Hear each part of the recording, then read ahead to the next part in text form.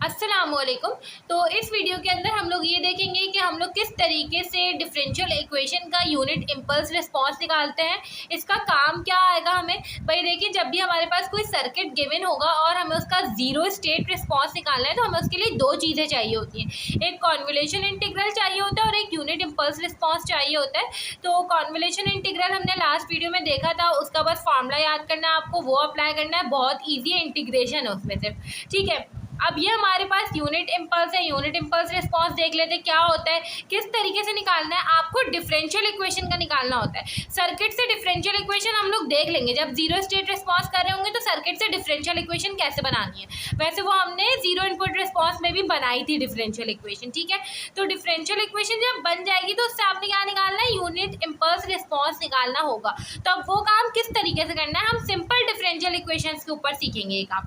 ठीक है, अब देखें, डिफरेंशियल इक्वेशन हमें पता है क्या होती है, जिसमें डेरिवेटिव्स इन्वॉल्व हो जाते हैं। लीनियर से मुराद क्या है भाई, ये जो D N over D T N, D square over D T square तो हो सकता है, ऐसा नहीं हो सकता कि इस पूरे के ऊपर भी होल पावर हो, तो वो लीनियर निकल आएगी फिर। ठीक है, कांस्टेंट कोफिशिएंट से मुराद ये कि A N minus one, A naught, B M minus one, B naught, ये सब हमारे पास कांस्टेंट कोफिशिएंट्स हैं। ठीक है, अब देखें, जो y ऑफ t है वो हमेशा आउटपुट को डिनोट करेगा और जो x ऑफ t है वो इनपुट को डोनेट करेगा।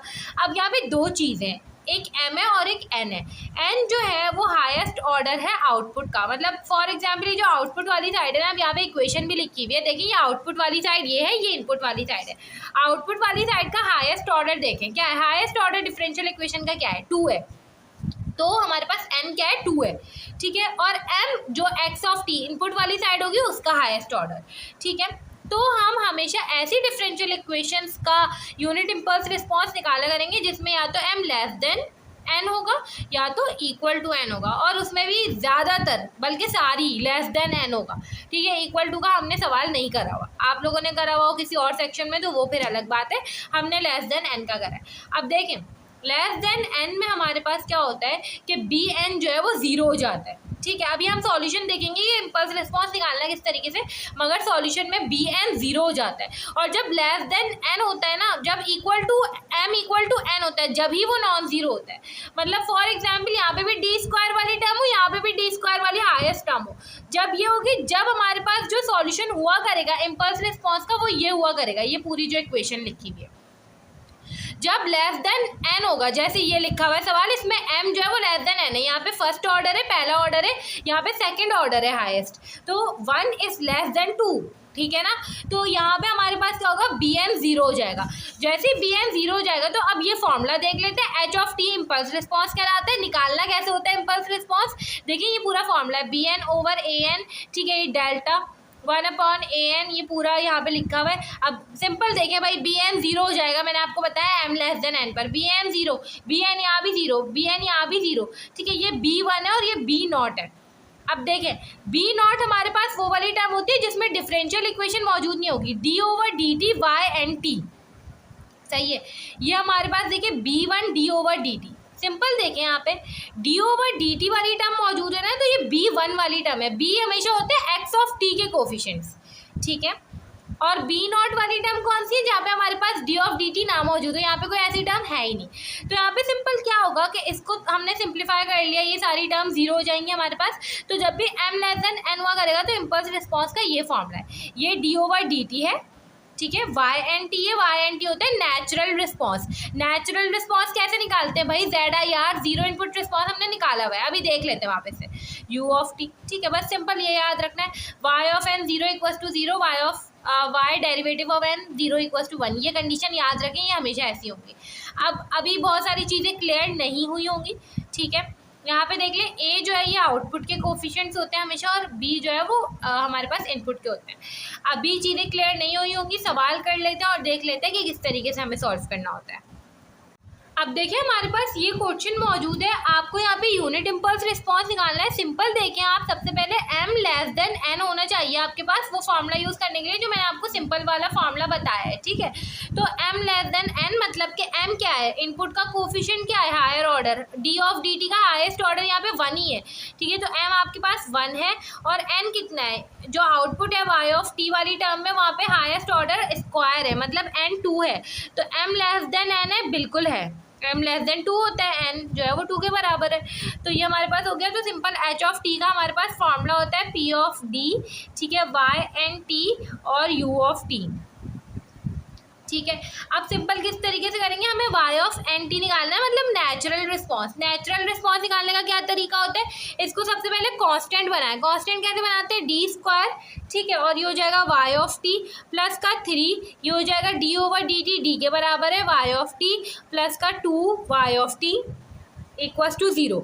हम लोग ZIR में क्या किया करते थे, दूसरी साइड को 0 किया करते थे, अगर आपको याद हो तो, ठीक है। अब सिंपल हमारे पास क्या हो जाएगा, क्यों 0 क्यों करते हैं भाई, देखें जो हमारे पास सर्किट होता है ना, सर्किट, ठीक है, सर्किट में ZIR मतलब जीरो इनपुट रिस्पांस हो गया, या इस तरीके का y एंड नेचुरल रिस्पांस को डिनोट कर रहा है। ये नेचुरल रिस्पांस होता क्या है, सोर्स नहीं लगी हुई सर्किट में, यही नेचुरल रिस्पांस होता है आपका, मतलब कैपेसिटर होता है वो एनर्जी दे रहा है पूरे सर्किट को, है ना।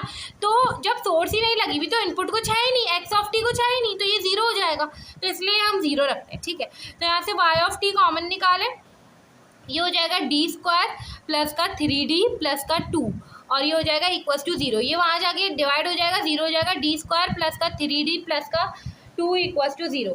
आप इसको जो है कैलकुलेटर में सॉल्व कर लें, आपके पास d1 की वैल्यू आ जाएगी -1 और d2 -2 आ जाएगी। अब ये हमारे पास रियल रूट्स आ गए हैं, ठीक है। इसमें भी होता है कि अगर आपके पास सेम रूट्स आ जाए रिपीटेड तो क्या किस तरीके से इक्वेशन बनानी होती है, अगर आपके पास कॉम्प्लेक्स रूट्स आ जाए तो किस तरीके से इक्वेशन बनानी होती है, वो सारा कुछ हमने डिफरेंशियल इक्वेशन में पढ़ा हुआ है, ठीक है। तो ये हमारे पास इक्वेशन किस तरीके से बन जाएगी भाई, y ऑफ t बराबर हो जाएगा, या y ऑफ एन टी निकाल रहे थे हम असल में, y ऑफ एन टी बराबर हो जाएगा C1e माइनस टी प्लस का C2e माइनस 2t। यहाँ पे देखें ना, इस तरीके से बनती है, जब भी हमारे पास रियल और डिफरेंट रूट्स आते हैं ना, C1e लैम्डा 1t प्लस का C2e लैम्डा 2t, ये लैम्डा 1 है, ये लैम्डा 2 है, लैम्डा 1 की वैल्यू पुट करी -1, लैम्डा 2 की वैल्यू करी -2, ये हमारे पास simple y of N T की वैल्यू आ गई।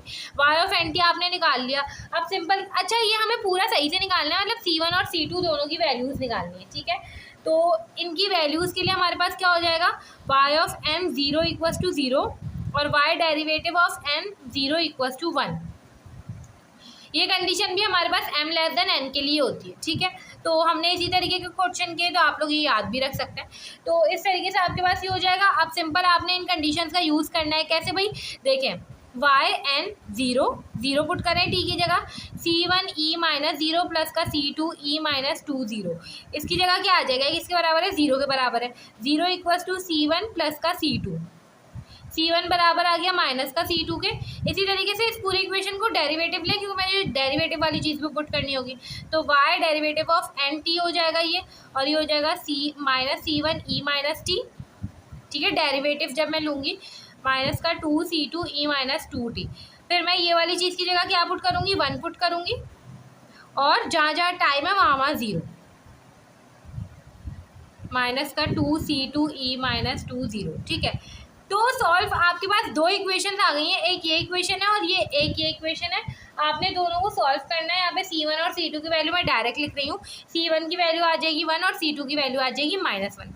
आपने एक दफ़ा C1 C2 की वैल्यूज निकाली, मतलब आपने पूरा total y of N T निकाल लिया, मतलब नेचुरल रिस्पॉन्स निकाल लिया, ठीक है, e माइनस टी, और ये हो जाएगा माइनस का e माइनस 2t, ये हमारे पास y का रिस्पॉन्स आ गया, एक दफ़ा आ गया। अब सिंपल इसको पुट करें h ऑफ t की इक्वेशन में, h ऑफ t हमें कैसे निकालना था, p d y of N T u of t, p d का मतलब होता है डिफ्रेंसिएशन, ठीक है, हमने देखा भी था इक्वेशन से, d over D T y of N T से मुराद है e minus T minus e minus 2t, और u ऑफ t यूज़ होता है जब रिस्पॉन्स हमारा 0 से बड़ा हो, तो वो सर्किट को देखकर ही पता चल जाएगा आपको, ठीक है।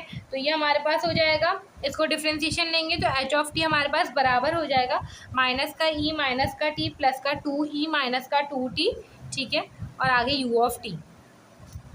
u ऑफ t यहाँ पे नेचुरल रिस्पॉन्स की वजह से भी आता है, वजह ये होती है भाई, देखें क्या पता टी लेस देन जीरो पे सोर्स लगी हुई हो, इनपुट हो रहा हो, मगर ये सारी बात हो रही है टी ग्रेटर देन जीरो के लिए, जिस तरीके से हम सर्किट एनालिसिस में पढ़ते थे कि टी लेस देन जीरो पे सोर्स लगी हुई होती थी, उसको देख के हम नहीं पहचानते थे कि नेचुरल रिस्पॉन्स का क्वेश्चन है या फिर वो पूरा वाला ZSR का क्वेश्चन है, ये हम नहीं पहचानते थे। हम टी ग्रेटर देन जीरो पे पहचानते थे। टी ग्रेटर देन जीरो पे सोर्स नहीं लगी हुई मतलब नेचुरल रिस्पॉन्स है, सोर्स नहीं लगी हुई मतलब XT जीरो है, तभी जीरो रखा।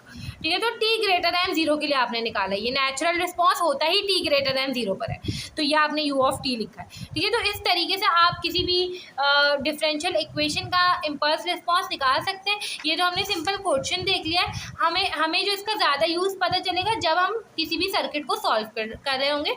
तो नेक्स्ट वीडियोज़ के अंदर हम लोग जो सर्किट होंगे उनको सॉल्व करेंगे।